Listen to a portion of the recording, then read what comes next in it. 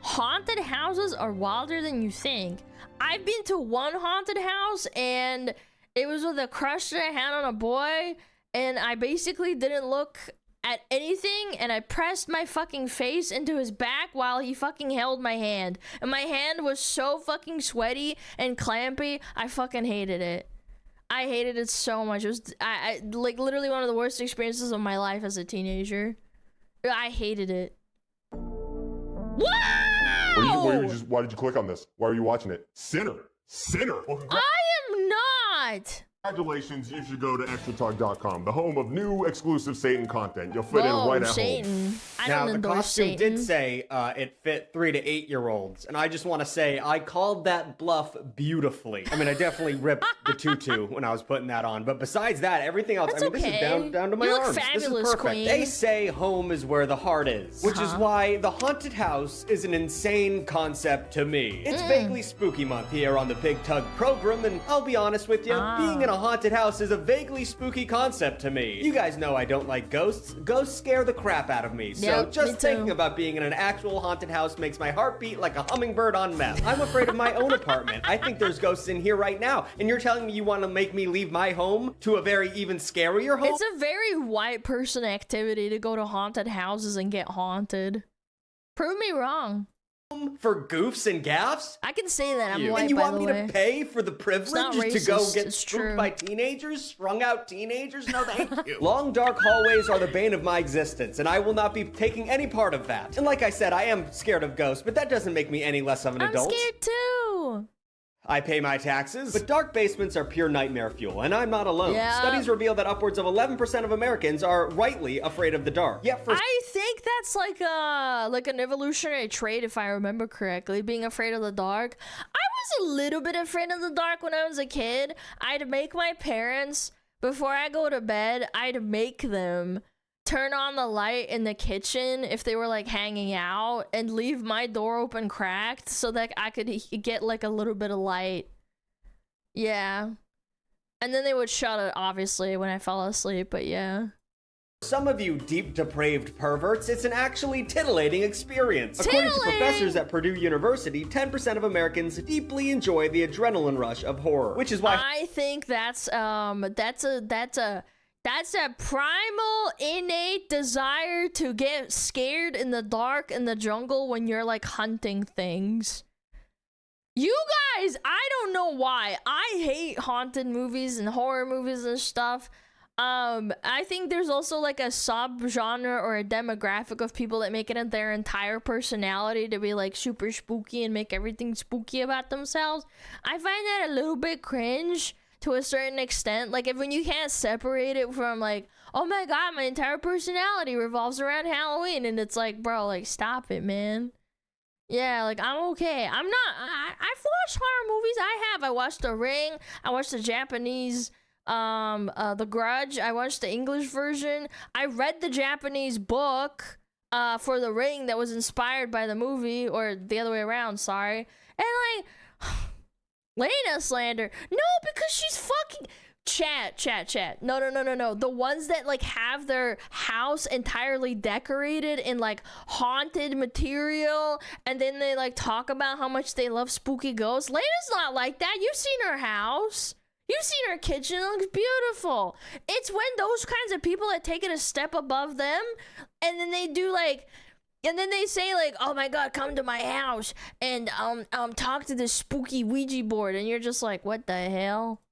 haunted houses sell upwards of $500 million in tickets annually, way more than a neat little subscription over at extratalk.com, like $4 a month. I'll be quick about it. Obviously, people love the spooky shenanigans of haunted houses, as evidenced by the fact that over 1,200 open every year. With all of these options, we as Americans have become predictably desensitized to haunted houses, not violent gun crime. It's just not enough to have a dumb little kid come out from under a corner and yell boo at you. Yeah, you might want to think twice about doing that in America. Movie-level practical effects and psychological scarring damage to get any bit of a happiness out of these dumbass events. And because of this, predictably, haunted houses have become an arms race of horror. Today we're exploring the insane world of haunted houses, and I thought it would be fun to make this video a haunted house. There you go. If I have to be spooked a little bit during this video, I want to keep you guys on edge. And I know you guys watch these videos to fall asleep sometimes, so I'm gonna ruin that for everybody by making... Chris, put another one. I am god-awful at buying gifts for people. Like, don't get me wrong, I'm very affectionate and compassionate and understanding of the people I love, but when it comes to buying gifts for them, I'm a big dum-dum. My brain don't work when I have to buy a gift for somebody. I'm bad All at that gifting. being said, though, a little company called Uncommon Goods is perfect for somebody like me. Uncommon Goods is a curated online marketplace known for original, handcrafted, and meaningful gifts. These aren't cheap, knick-knacky BS gifts that you find at like a flea market or some other of those crafty websites you see. These are handmade, very affordable gifts that can be very specific and important to somebody you love. For example, I wanted to get my girlfriend a gift. Once again, I'm a big dum-dum. Couldn't remember what I could get her. So I go to Uncommon Goods, and I noticed that there's categories that immediately point me in the correct direction of what I should be looking for. And then I see this spoon rest, and I'm like, wow, we've been actually talking about we don't have a place to put our spoons when we cook, and also, she always cooks and I always clean. That's something we set up at the very beginning, and I'm like, oh my god, that's so adorable. This is gonna be so cute, and she's gonna love it. And she did. She did love it, and it was very well high quality, and it was super affordable, and it just showed up really quick. And I don't know if that's because I live in New York City, but still very nice. I crushed it buying that gift. We crushed it. Me and Uncommon Goods, baby. So if any of this interests you, click the link in the description or scan the QR code on screen to get 15% off your first gift at Uncommon Goods. UncommonGoods.com. Yeah, that's on, gosh darn right that's uncommon. But overall, what got us so fixated on the concept of haunted houses? Well, we can trace the concept of a haunted place back to ancient Egypt, when tombs were It's to scare away people from doing things that they shouldn't do. That's what I would do. If I was like super duper what is it called, like a hermit, I would tell people that my house is haunted and there was like a murderer in there, and then nobody would come into my house, and I'd be like, yes, yes. With curses that warned would-be robbers that could face supernatural retribution. Exactly. These curses weren't all hauntings. In fact, some of them were arguably way worse than that. Like the donkey's curse, which promised that a donkey would have their way with the robbers. It's crazy. That's a big promise.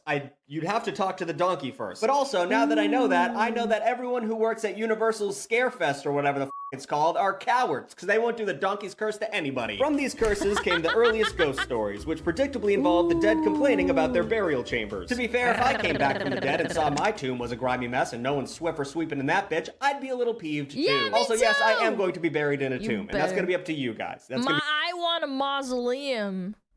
Do you want to know why? Because mausoleum sounds like mouse-aleum, and I like mice. And my chatters are smugglers, they're rats, they're mice. Yeah.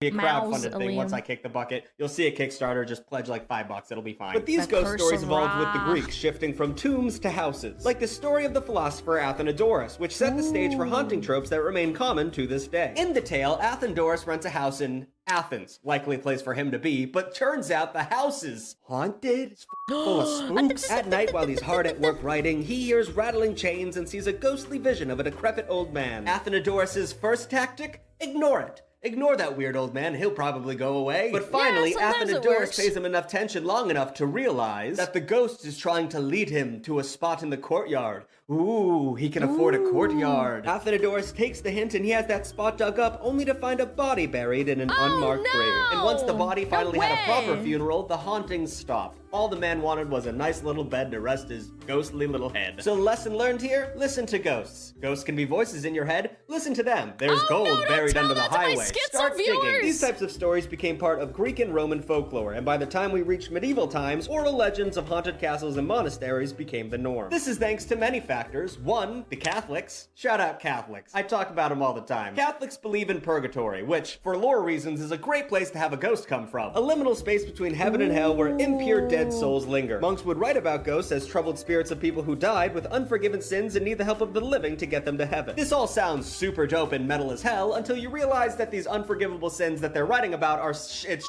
like stealing silver spoons. It's not as tough as you'd think. Even one of the big hauntings they describe is just a ghost helping carry a sack of beans in return for absolution. So, bring back the donkey dicks. What are we talking about? Beans? But it wasn't until Beans the are 18th century awesome. that our Shut morbid up. I had fascination beans with last scary night. tales took on a physical form. And it started with wax.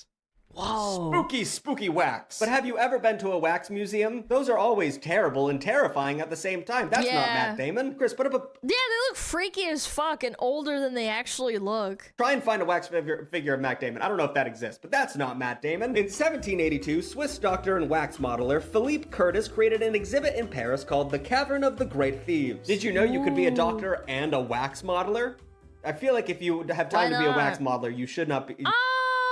I can believe that because you have to understand anatomy and stuff. You didn't study enough to be a doctor. This show featured wax figures of famous French criminals who had been executed, along with royals who were guillotined during the French Revolution. Why? Curtis was a mentor to Marie Tussaud, who would take her experience making death masks of people like King Louis XVI, I'm sorry, I don't know Roman numerals, I'm gonna assume the 8th, and Marie Antoinette, and open an exhibit in London in 1802 called the Chamber of Horrors. The exhibit was a hit, featuring scandalous Why would you want to go to the Chamber of Horrors? criminals and fancy old dead people, along with other dark attractions like a guillotine and an actual mummy. Back in the day, white people were just taking mummies. In fact, Madame Tussauds is still... Yeah, fun fact, Mummy Brown is a collar that was taken from real mummies in Great Britain and made into paint, and it's called Mummy Brown.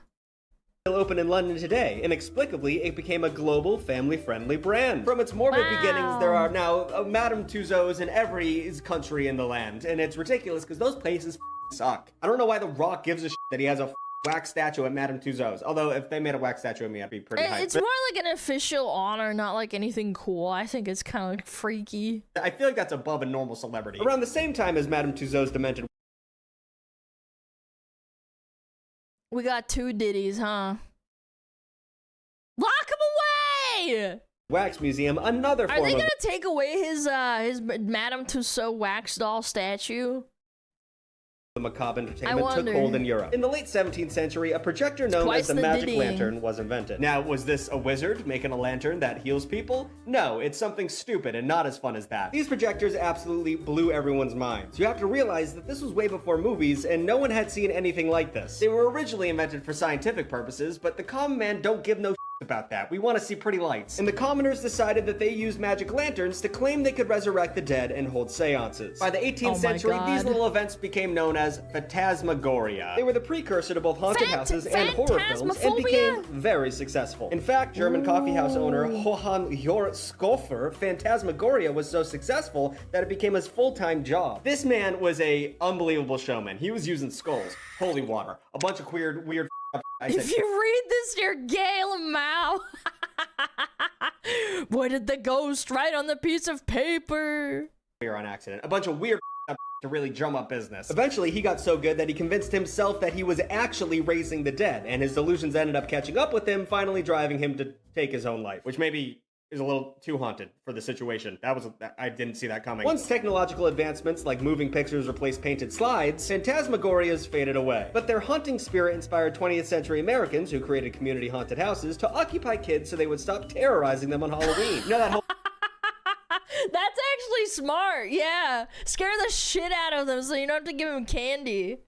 thing of like mischief night where like tweens would go out and throw eggs and toilet paper and trees and that has always been a thing. Kids are always dicks around the October season. So essentially the towns decided to negotiate with terrorists because children suck. Parents banded together and gave them sweets and made them walk through scary basements. As one 1937 party pamphlet advertised, which they had party pamphlets back then I guess, hang old furs, strips of raw liver on the walls where one feels his way to dark steps. Now that might seem mediocre, but understand that this was all new. So you go to your friend's parents' basement and all of a sudden there's just raw organs on the walls and fur. Tasty. And you're like, hey, I was promised candy. I don't know, am I about to die? These early haunted houses remain small and DIY, often put on by local civic groups to raise money for- If I found out one of my mom's, like, friends invited me to a haunted house... Okay, as I was saying, if I found out one of my parents' friends had a haunted house and it was covered in organs, I would probably call the police. charity until a man in the motion picture business decided to get involved. That's right, I'm talking about the one and only, cryogenically frozen Walt Disney. In 1969, Disneyland's Haunted Mansion opened, one of the best rides ever made, combining optical illusions like those in Fantasmagorias with lifelike figures like those in Madame Tussauds. The ride was a wild success.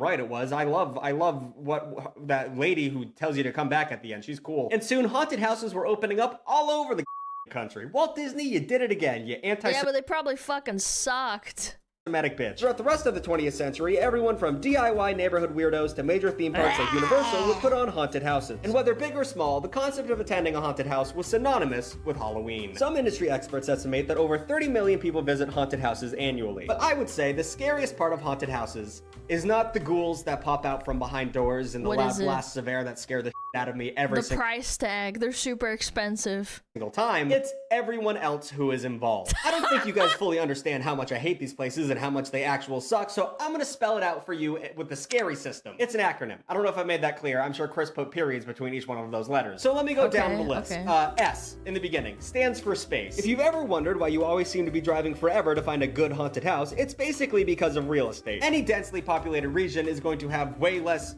land to deal with, and also way higher rent prices. Yeah, that's true. I remember when we went to the haunted house, we had to drive like 2 hours. It was horrible. It took forever. And for any haunted house operator, the name of the game is keeping costs down. Even though the haunted house industry rakes in hundreds of $1 million, the market is super saturated. Most individual haunted houses only see about 10,000 visitors per season. So if the owner wants to make profit, they've got to do everything they can to keep costs down. Which is why you usually find yourself driving through hours and hours of cornfields just to find a old dilapidated house in the middle of said cornfield. If you're not standing in line, freezing your ass off in the middle of October, wondering where the rest of civilization is, you aren't really at a classic haunted house. Need to be in an area that gets so dark where you can see the stars at night and you're not sure if that hay bale in the distance is actually a giant monster barreling towards you. Up next is C. C stands for crew. What up? It takes a special person to work at a haunted house. I had a friend that worked in a haunted house. That's why we went there, because my friend worked there. We got half price on tickets. I use special in a derogatory sense. And I mean no disrespect for this. Your service is severely appreciated, not by me, but others. But it doesn't change the fact that it is extremely weird seasonal work. And it requires a different kind of human energy to pull off. Most of the time, this psycho vibe is welcome. You're paying to have people try and scare. Well, they're role-playing. They're not like... I don't think this is that far-fetched. I think this is like a different type of like LARPing. I don't think it's that weird. You after all. However, there's always a few members of the crew that take their job a little bit too seriously. These are the folks that, for some reason, have developed a evolutionary skill to smell fear on children and adult-like children. They'll catch your eye and all of a sudden a clown with a chainsaw with no belt, but you don't know that, is in your face laughing maniacally. F you. I hate that so much. Why do you always single me out? But there's always a gamble to scaring a nerd like me because, unlike me, some nerds fight back. Even at places as squeaky clean as Universal Studios, there are regular attacks on scare actors, including a 2014 incident where a large brawl broke out after a scare actor was attacked by 6 men, resulting in security deploying tear gas and tasers. So just so you know, at Universal Studios, apparently they have tear gas and tasers on lock. Like, if you up big enough, you're gonna get gassed out of the park. So next up is A, and I'm guessing a major factor in the brawl that we just discussed, alcohol. So you're waiting in line in the middle of a random cold-ass field. It's late and cold, and you're probably a little bit more freaked out at the prospect of demonic children by this point. So what do? You have a couple sips. You have a brewski. Yeah, you get drunk. You're in a... I'm pretty sure they were high. Some haunted houses might have a small bar at the end of the experience, but that's not what I'm talking about. I'm talking booze in the flask, beer in the bag type. The crew, I'm pretty sure, was high. Situation. Which, to make very clear, I'm not condoning. A lot of these places do not with that concept. In a way, it's like tailgating in sports, but for the goth kids. I don't know. I've never been really tailgating except for one time in Notre Dame. But regardless, just to get hammered in a parking lot. That's how you build community. Celebrating each other while watching children cry. And also make sure there's a designated driver, because you're not going to walk home, that's for sure. R in the scary system stands for rattled. Rattled cages, which is exactly what the haunted house is trying to do to your dumb little bird brain. If you were to walk through one of these haunted houses in the middle of the the bright day, you'd probably laugh your ass off. It looks like a bunch of garbage, just rooms full of dirty baby dolls and rusty bathtubs. It only looks scary because it's dark. Spray painted red. But the jump scares are what really gets you. They rattle your cage like a canary that's not waking up. And this, for most people, is fun. Your heart starts racing, you pee your pants a little bit. I don't understand it, but it's fun for people. You get the rush of fear without any actual danger. But if you want to conquer the haunted house, which is to say you're legitimately scared and have to white knuckle your way through, then you'll need to avoid getting rattled. Now, personally, I don't know how you do this. I'm no expert. You do what I did. You press yourself into someone's back and cover your eyes. You literally just go like this the whole time, and then you hold their hand, and then you just go, okay, let's go. I often give up pretty quick into a haunted house. But I think if you just remind yourself that something is always lurking and expect a jump scare with every new room, maybe you can breeze your way through a haunted house without showing any emotion. But you have to be careful, because often scare actors will want to try and break you if they think you're trying to act tough.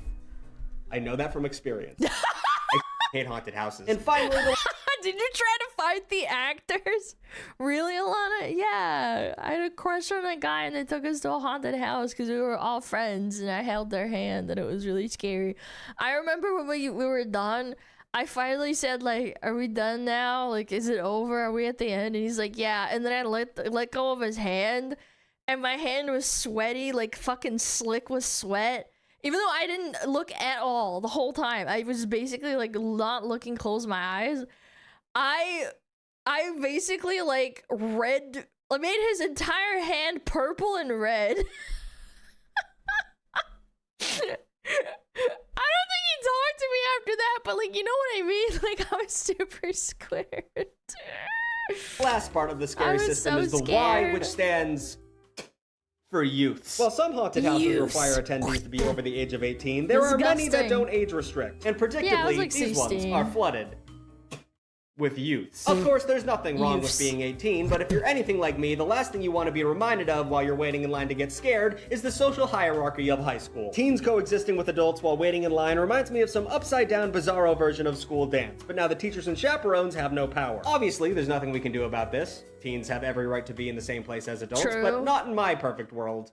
They need to be in cages. I hate teenagers. So prepare to stand in line and hear jokes that don't make sense and slang you still don't understand. What is 6'7"? Why do kids keep saying that? And also watching very cringy interactions between kids who have crushes on each other but are desperately trying to act like they don't. For the I don't know. I think it's kind of endearing. sake of everyone, don't try and engage with them, or don't try and be cool with them, because you're just gonna go home feeling like an absolute. No, it doesn't matter what you say or what you do. Never talk to kids ever, unless you absolutely have to. Like, I don't know. Like, look out behind you. There's a serial killer.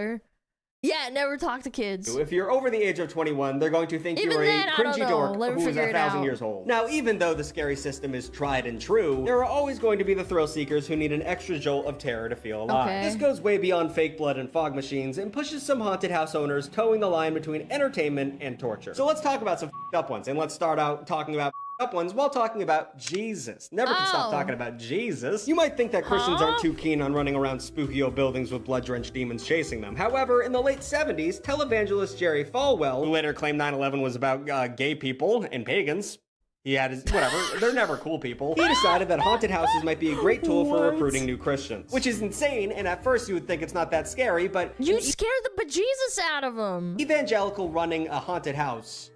I don't have to explain why that could be scary. Look, who's that dude who looks like the literal Antichrist? That's a up face. But not to be outdone by the church, secular haunted houses have upped their games too. Like Dead Acres Haunted Hoochie in Ohio. A real name, a real place. This website kind of says it all, calling the haunted house a full sensory— Dude, this is scary. I'd be scared. Tickets here, I'm out. Assault that will take you by the throat and drag you down the rabbit hole and into the realm of heart-pounding terror. How do they do this? How do they accomplish all this they just said? Well, in several ways. One included a guy getting a rectal exam with a massive drill.